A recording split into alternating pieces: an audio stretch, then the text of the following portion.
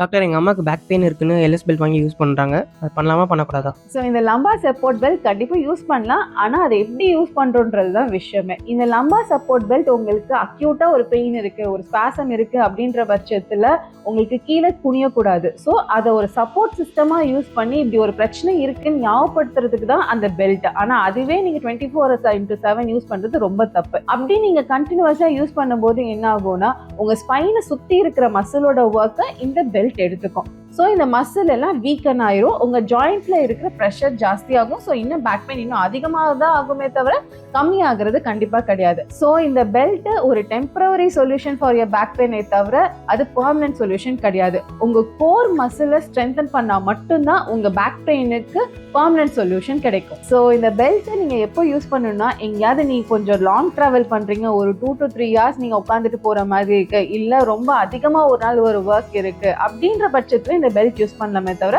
கண்டினியூஸா 24/7 யூஸ் பண்ணவே கூடாது. இந்த மாதிரி யூஸ்ஃபுல்லான டிப்ஸ் தெரிஞ்சுக்க நம்ம பேஜை ஃபாலோ பண்ணிக்கோங்க.